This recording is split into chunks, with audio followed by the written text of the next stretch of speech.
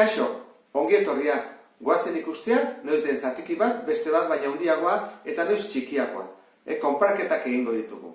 Badakizue baita ere, beti duzuela kalkuladora etxean, eskura, jakiteko noiz den zatiketa bat egin eta jakiteko handiagoa den, ala txikiagoa den.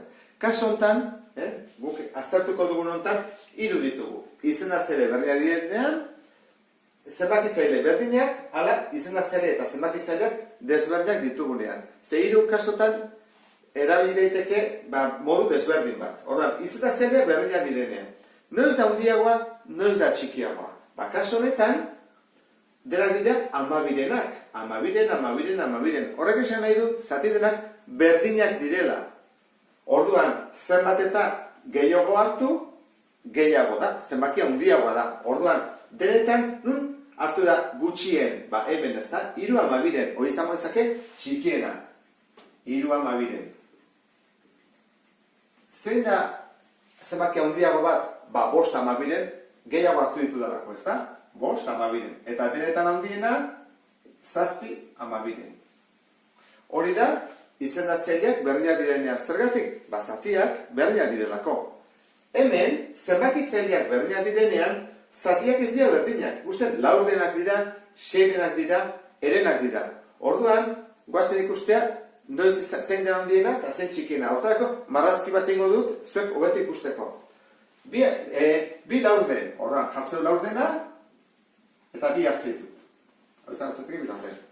2 6. Orduan, 6 egite ditut, horrela egin ditut, gutxo gara, eta 2 hartzen ditut. Eta 2 eren, horrean hartzen ditut, horrela egiten dut, eren egiten dut, eta 2 hartu. Hemen ikusten da zen den txikiena, ez da? Denetan txikiena da, erdikoa. Hau da denetan txikiena. Zergatik? 2 hartzen ditugu, baina puskak txikiena direlako. Zati gehiago ditugunez, puskak txikiagoa dira. Horregatik hau da, denetan txikiena. 2 6. Hemen, bigarren txikiena zein da, 2 4. Zergatik? Puskak handixiagoa dira. 4 zatetan egin dugulako, eta 2 hartu ditugulako. Eta denetan handiena, izango lezake 2 eren. Orduan, kaso honetan, zein da denetan handiena? Edo noiz izango da handiena? Handiena izango da, duenean, izendatzailerik txikiena. Hau da, zatirik handiena egiten delako. Zati gutxiten badira, handiagoa da. Hau da, bigarrena. 3. kasuan, dena desberdinak. Hau da, izendatzaileak eta zenbakitzaileak desberdinak. Zein ingo dugu? Ingo dugu, buruz biderketa. Hori ikasi dugu. Hora egiten dugu biderketa. 8 bider 5. 40. Azkarren hau da, Eta 12 bider 3, 36. Zein da bietan handiena? 40. Ezkerraldea handiena da. Orduan, 5 12 handiagoa da 3 8 baina. Hau da benetan azkarrena. Modurik errexena. Erabileteke hau beste hau entzako, zen egiten badut adibidez, zen handiagoa, hau edo hau. Baiten badut horrela biderketa, atako zen handiagoa eta zen txikiagana. Orden, 3 kaso ikusita, guazen beste 2 kaso praktikoak egitela. Lehenengoa, guazen pentsatzea esaten gutela, ordenatu hau denak. Ordenatzeko iten dugu izendatzenek berdin du. Modu honetan jarriko ditugu. Hortarako, erabili behar dugu, multiplo komun txikiena. Orduan, zein da multiplorik txikiena? Honek du 3, 10, 5, honek zer dazpian. Osoak dira, orduan bat jarriko dugu, ez aztutzeko. Honek 2. Orduan, hartzen dugu handiena, 10. 10, 20, 30, 40.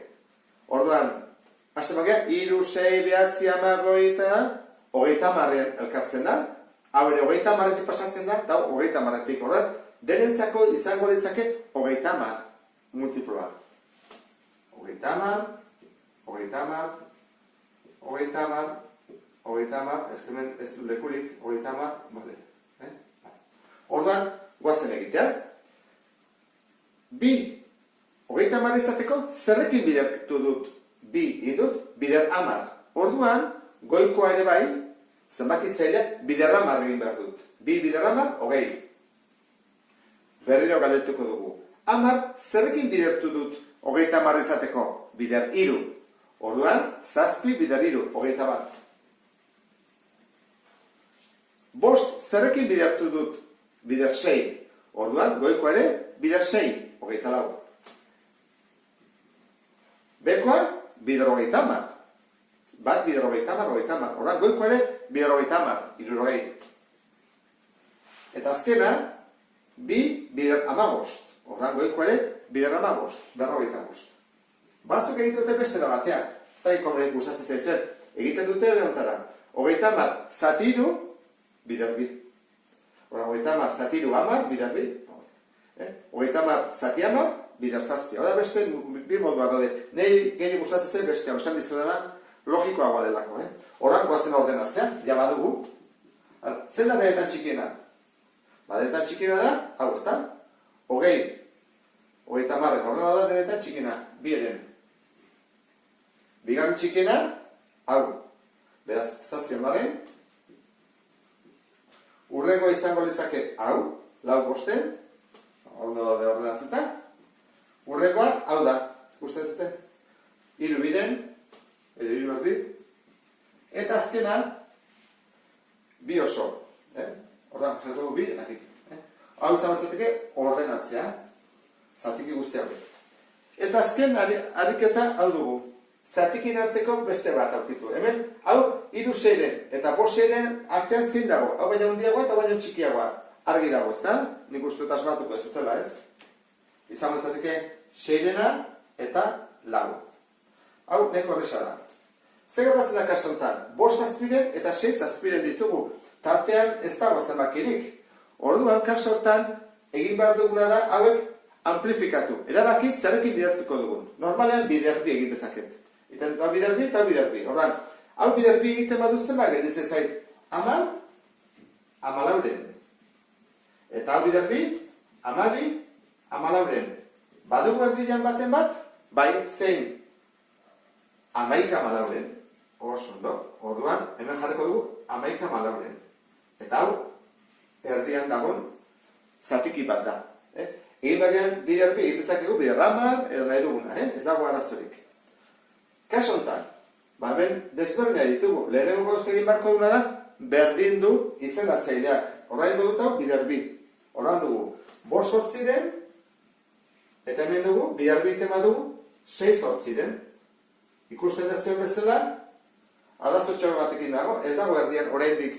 Zer egingo dut?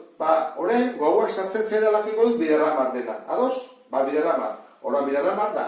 Jarriko dut horrela, 50 larogeiren, eta hemen, 60 larogeiren. Ikusten bezala, dela biderramarin dut. Tartean badagoen zatikirik, pila bat. 51 larogeiren, 52, 53, 54, hartu ezaket baten bat. Hartzen eta adibidez, 53. Horran, hau da erdian dagoena, beraz hemen ere erdian hau dago, 53 larogeiren. Eta horrela bukatuko genuke, zatikien alderaketakin. Beste bat arte, agur!